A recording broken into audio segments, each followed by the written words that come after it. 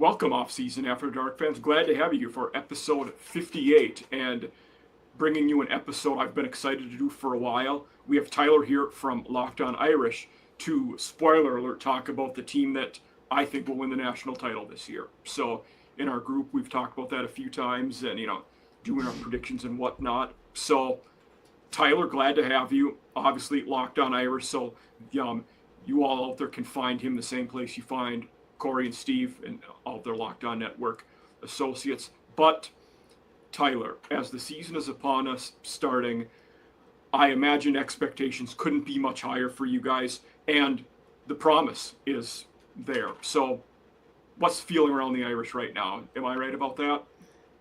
At this point, it's probably just anxiety for the season to start.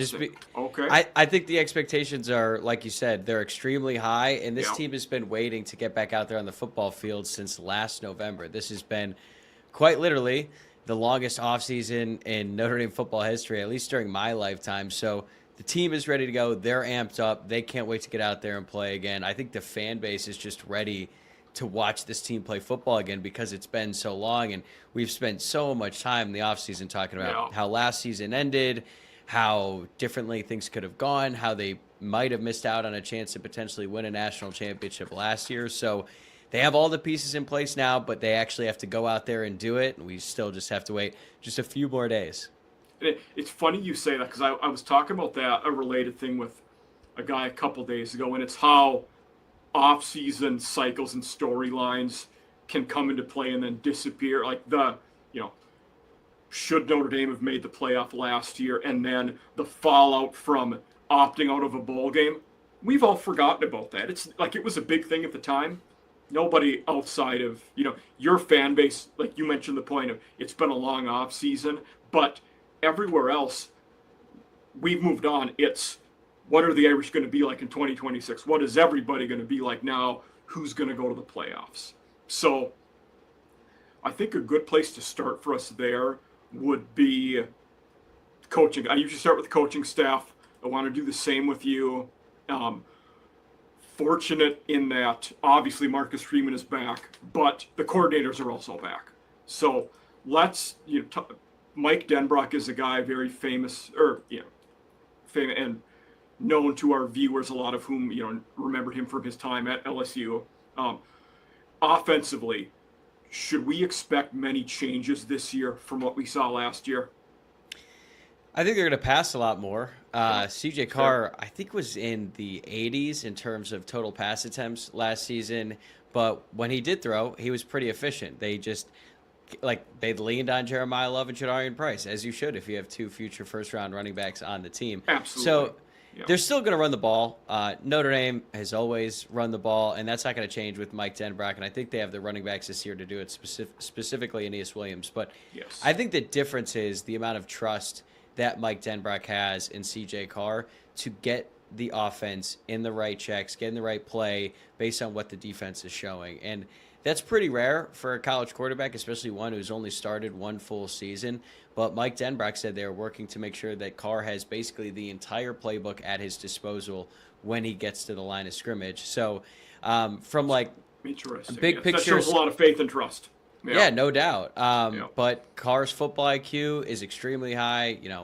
Grandson of Lloyd Carr. He's been born and raised in a football family. So it's not a surprise that he really understands the game. But I think he is so far ahead most college quarterbacks in that respect. So the offense is going to be built around CJ Carr now as opposed to the running backs. And I think with that, you're going to see a lot more passing and potentially downfield passing as well because CJ Carr likes to chuck the ball a little bit.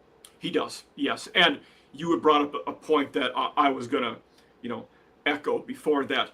In terms of numbers, didn't throw the ball a ton, but he was efficient at it. And he did take, if you look at the ADOT, there are deep shots, mixed in there pretty regularly. So that's very good point. So let's look at his pass catcher. So Jordan Faison is back. Then it's about the only position you guys brought in meaningful transfers through the portal this year. Both Quincy Porter and Mylan Graham came over from Ohio State. Are you looking at them to be starters? Will Greathouse start. We've seen him play a lot of football before. And then Micah Gilbert is another guy that I think is interesting, to see what he could bring to the team. So what's that receiver room looking like now? Unfortunately, Quincy Porter is going to be out for the foreseeable future. He's still recovering from an off-season surgery that he had way back in January, and I knew he had the surgery. I did not. Like, there was the red flag by him. I didn't know that was still active. Okay. Yeah, the Notre Dame coaching staff wouldn't say this publicly, but I think privately they would say that they're a little bit disappointed in his progress right now. And there were some questions about the injury to begin with. It wasn't like very cut and dry. It wasn't like, hey, he has torn ACL, he's going to get reconstruction surgery, he'll be back in 9 months. There were some lingering questions about what exactly is the problem, the severity, all that stuff. So he's not going to be out there for Wisconsin. I honestly have my doubts if we'll see him at all this season, which would obviously be very disappointing for Notre Dame. Now, for Mylan Graham, he is supremely talented. Yep. That was on display in spring practice. He just looks different when he's out there. He's extremely twitchy, explosive, had a great spring practice, really impressed in the summer. I believe during camp it was a little bit up and down for him, so he is probably not going to be in the first group of receivers out there because it's going to be Micah Gilbert in the boundary, Jordan Faison is the field wide receiver, and then Jane Greathouse starting in the slot. But Mylan Graham can come in. He can play the field and the slot. He's going to rotate heavily. So even if he's not technically a starter against Wisconsin, you're going to see him get starter-level snaps. I think for him, as the season goes on, he'll become more of a factor in this offense. But they're going to lean heavily on Jordan Faison and Jane Greathouse. Jordan Faison was a team leader in receptions and receiving yards last season.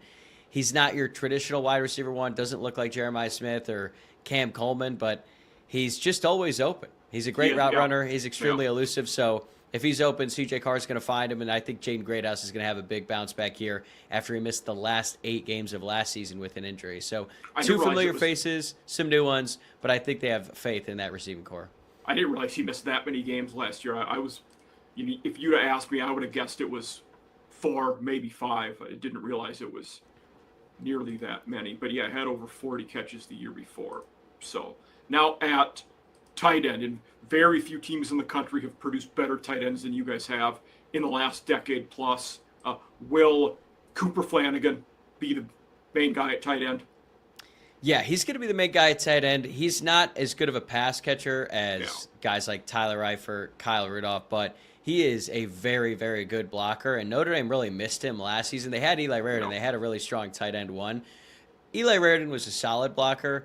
Cooper Flanagan is like a dog blocker, so they're going to bring him in, and I think he'll really contribute in like short yardage situations, and it'll allow Notre Dame to run around the edges a little bit. I think he can surprise some people with his pass catching ability. So, Cooper Flanagan would be a really solid starter on a bunch of teams. I think some Notre Dame fans are a little bit underwhelmed with him right now because he hasn't done a lot as a receiver yet, but I think he is so important to this offense, but his skill set is just a little bit underrated compared to some of the flashier guys. That also might be a little spoiled by the past, too, and guys you've had in recent years. And when you guys do go 12 personnel, will James Flanagan be the second tight end?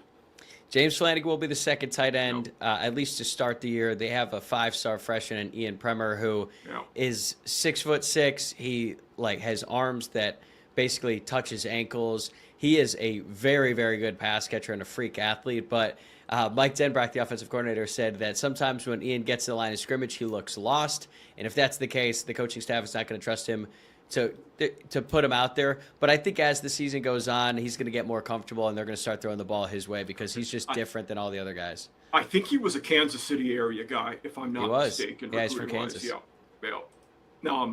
Now, you had mentioned the running backs. Aeneas Williams, will probably be that lead guy. Nolan James, also a guy we'll see get some carries. There's a lot to replace. I mean, it's not very often you have to replace 2 running backs that are drafted that high. It's extremely rare. But I think you also brought up the great point earlier on in that it's not going to be a like for like. They're going to throw the ball more and do different things. It's not going to be an identical offense to what we saw last year. So in looking at running backs, you're focusing on Williams, who will be the main guy. What kind of back is he? For our listeners out there, is he going to be more like Love, more like Price? what is his skill set going to be like for us? He looks kind of like a bigger body running back. He's not the tallest guy. He's probably like 5'9.5", 5'10", but he just looks he's like thick. a bowling ball. Yeah. He's a thick guy, but his superpower, honestly, is his ability to catch passes. He came in as a freshman and on a team that had Jeremiah Love and Jadarian Price and ultimately made it to the national championship game.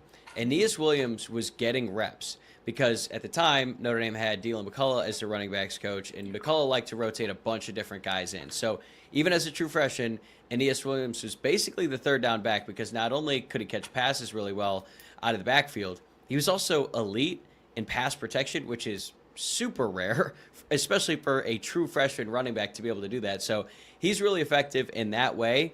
And if you think back to that Penn State game, where Notre Dame got the ball to start the second half, they're down a touchdown.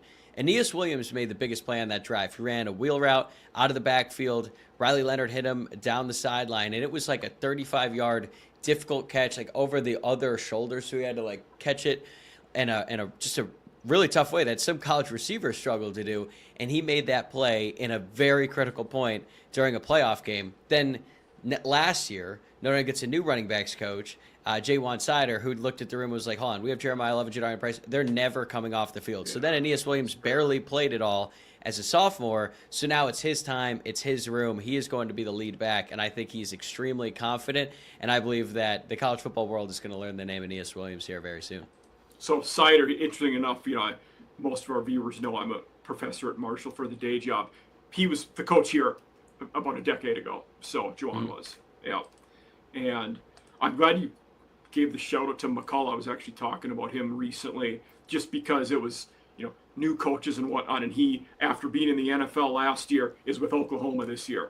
Yeah. So running back coach for the Sooners, him, and then Al Washington was the other one that popped up now with the Dolphins. So, That's right. Yeah.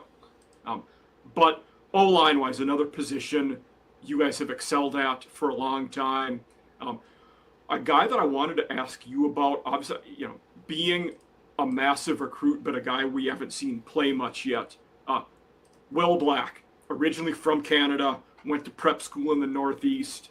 The depth charts I looked at projected him as that starter at left tackle. Massively important, protecting CJ Carr. Will Will Black be the starter at left tackle? B, what can we expect from him? He's definitely going to be the starter at left tackle, and I think the expectations for him are really high. And all you really have to do to sort of understand why I think Will Black is going to hit the ground running as a left tackle is because for the last 2 years, Notre Dame has had Anthony Knapp as the starter at left tackle. He was basically thrust into the role as a true freshman due to necessity because Charles Jagasaw tore his pec during fall camp, and he was going to be the starting left tackle. Yeah. And then Anthony Knapp beat out a fifth-year senior at the time to then become the starting left tackle, and a bunch of people had questions about that because he wasn't even projected to be a tackle coming out of high school. He did great as a true freshman and then started there every game last season, was one of the best linemen on the team. So you would think they'd be like, all right, well, we'll just keep him here one more year. He already has 2 years of experience. No, instead, they moved him to guard, and they said, Will Black is more suited to play left tackle. He's extremely talented. He looks like he has all the traits to be a left tackle. So the fact that they felt comfortable moving an established player from a very premium position inside, I think tells you all you need to know about the staff's confidence in Will Black.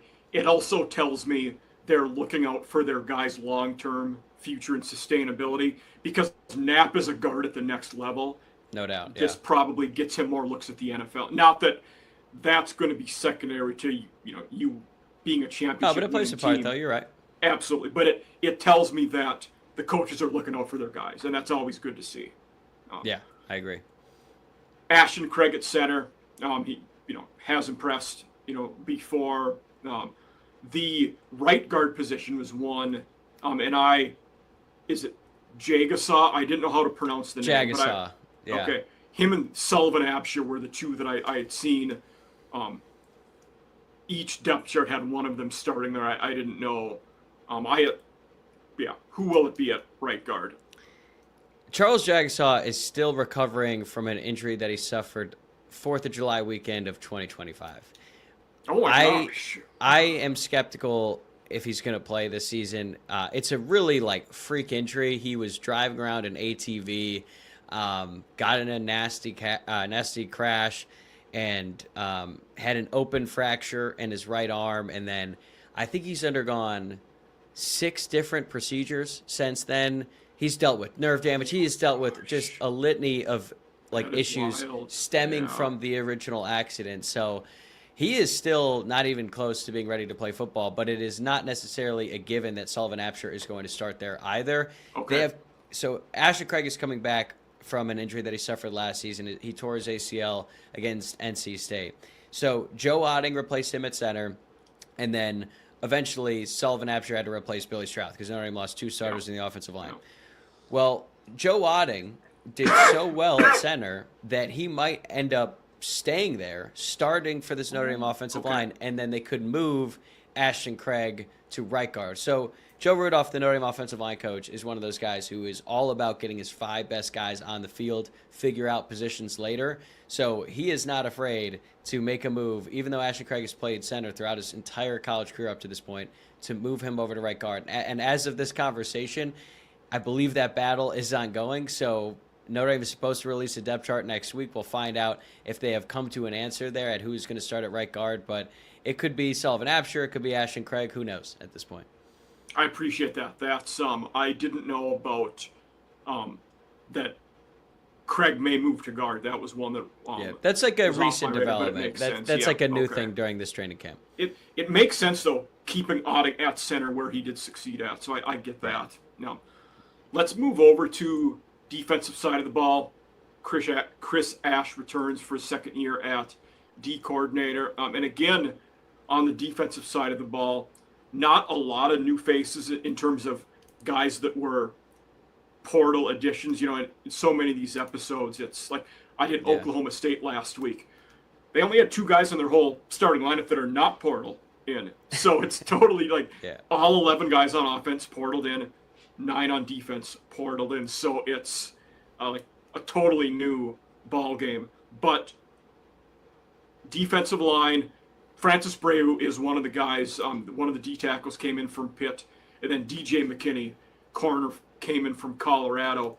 The rest of these guys were in the system last year, though, in terms of who were starters on the depth chart I saw. So, in talking about defenses, I usually ask, going back to last year, where were they strong? Where did they struggle? And did they fix the area they struggled at? Well, ironically, they struggled in the secondary during that game against Texas A&M, and I think there's multiple reasons why. Leonard Moore got hurt in that game. That was huge. He fought through it, battled his butt off out there, but you could just tell. Like, he sprained his ankle. He ended up missing, I think, the next 3 games. Certainly the next 2 games. It might have been 3. So he was fighting through it, and then Christian Gray on the other side, he was also fighting through a shoulder injury that he suffered against Miami. And behind them, they had these true freshmen who the coaching staff clearly did not trust. Oh, and I forgot to mention, their starting nickel hurt his ankle during pregame warmup. So it was just a disaster. So they end up getting shredded. They give up 41 points in that game. That loss ends up costing them a spot in the college football playoff. But going into the season, everyone would have told you the secondary is their biggest strength. As the season progressed, the defense got more comfortable, and they became one of the best defenses in the country, and they returned so much production from that unit this year. So I think you look at the secondary as the obvious strength. Leonard Moore, Breontae Johnson, Adon Schuler, DJ McKinney, and Christian Gray could all realistically be drafted after the season. And Leonard Moore and Breontae Johnson could very well be first-round picks. So they are that deep. Is that going to happen? Probably not. I think McKinney and Gray, we'll see if they're good enough to get drafted after the season. Moore probably will be a first-round pick. I feel pretty confident Moore is going to get drafted. It's probably pretty high as well. Yeah. So that's the strength. The linebackers are incredible. They bring back literally their top 5 tacklers at the position from last season. Kingston Viliamuasa is getting some first-round grades. He might be the best linebacker in the country. Drake Bowen has been their Mike linebacker for the past 2 years. So secondary linebacker look great. Defensive line, they brought in Francis Breu, like you mentioned. They also added Tiona Gray. Like, at the beginning of the offseason, the defensive tackle position was by far the biggest hole on the entire team. Like, it was really concerning. They went out, they got 2 guys in the transfer portal. Then they got some luck in that Jason Onye, who'd been around the program, was granted a 6th year of eligibility due to a medical redshirt. So what looked like it was going to be the biggest weakness ended up getting patched together. But I want to see how those guys look against Wisconsin. It'll be a good test because they're definitely going to try to run the ball. But that is probably the only question I have about this defense. How is the interior going to hold up? Yeah. One guy I've been impressed with several times I've watched him is Boubacar Traore. Good player. Like at D, and I think he's a good player as well. So, special team wise, another place where they've done well. Good kicking, good punting in the return game. They brought in a kicker in the portal, but it's blanking on me where he was Spencer from. Porath. He was actually at Purdue, and it was one of those deals where he never officially entered the transfer portal. He just dropped out of Purdue, enrolled at Notre Dame, and wouldn't you know it, he's on the football team. So I don't know what the workaround there was about, but oddly enough, Notre Dame hosted Purdue last season, and Spencer Porath drilled 3 field goals all above 40 yards. And for as good as Notre Dame has been on special teams in recent years, Jadarian Price returned 2 kickoffs for a touchdown. They've blocked a bunch of punts during the Marcus Freeman era. That's a huge point of emphasis for him. He really cares about special teams. But for the past 2 seasons, the starting kicker has gotten hurt in back-to-back years. I've never seen a kicker get hurt to begin with, and it's happened now back-to-back years for Notre Dame. And speaking about your kicker, before Marshall, I did my PhD at South Carolina. I was there with Mitch when Mitch Jeter was there, and he's been portaled over. So he was a big loss, and a good addition for you guys. So we're coming in on our half-hour time, Tyler. But one thing I always want to get into, at the end with our guests is the floor and ceiling, for the upcoming season. And I legit feel like you guys are probably one of 2 teams in the country where you can say the ceiling is 12-0. Would you agree with that? I mean, it's possible. Yeah, I mean, I think the over-under is 11.5, which is pretty crazy. It's heavily juiced to the under. So, I think the under play is minus 175. So that's the safe bet, right? Is that they trip up. Because, look, going undefeated is really, really hard. I don't care how good you are, how easy the schedule is. It's just really tough. And you have some gimmies. Everybody has some gimmies. But going to BYU is not going to be easy. They're defensively a very stout team. Miami at home, that place is going to be electric for that game, especially if Miami's a top 5 team like we're thinking they could be. SMU is not going to be a team to sleep on. Kevin Jennings is one of the most experienced teams in the country. That could be a top 15 game because they have SMU has a really easy schedule. Yeah. I think they're going to probably have 1 loss going into that game, and that's second to last game of the regular season. That could have some pretty significant college football playoff implications, but no one's really talking about that because I don't think people realize, one, how good SMU could be, but also just how easy their schedule is. Yeah, and for you guys, it's also the schedule's not uniform. That first part of it looks pretty easy. Then the 3 losable games we talked about are all the back end of that. So it's they're bunched together more. But it's one of the things that's tough for me in conceptualizing this episode. A lot of times we always talk about the team's conference and conference contenders, coaches, and all that. Well, we can't really do that now. So, in terms of national, we'll stay with P4. What coach do you think is on the hottest seat? Not now, but I'll say by the end of the season it'll be Lincoln Riley. And yes, I'm biased. Okay. If they are a team that ends up with 7 or 8, I think that's in play. But with him, I don't know if it's a Lincoln, you're fired. It might be hey, Lincoln, if you want to go take another job, we'll let you in. Yeah, the Cowboys' offensive coordinator job is open if you want it. No, I mean, I think it's certainly possible. Their schedule is brutal. They should be better than they have been, but I'm with you. They were pretty good last year. Yeah. Yeah, they were. Just the same stuff continues to bite them. I remember I was at that game between Notre Dame and USC last year, and I don't know if it came through on the television. I think they showed it at times. I can't even begin to describe how hard it was raining during that second half. It was pouring. I remember watching it. And and even then, it was miserable. It was miserable being in the crowd. And yet USC was still running 2 high safeties, just daring Notre Dame to run the ball when they were like, okay, we'll just hand it off to Jeremiah Love. And then he set the single game record for most rushing yards in a game at Notre Dame Stadium. And that stadium's been around since like 1930. Yes. And he just ran all over USC because they're just really light in the trenches. But I don't know. People seem to be pretty high on USC. I'm curious how you feel about them, what your expectations are for them this season. But I am obviously not that high on them.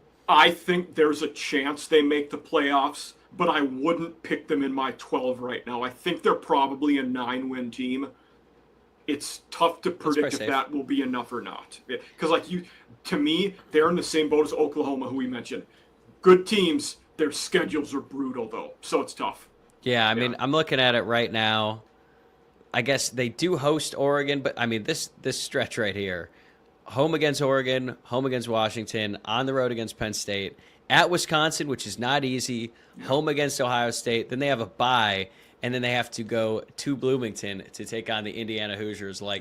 If they go 3-3 in that stretch, there's probably going to be 3 solid wins in there.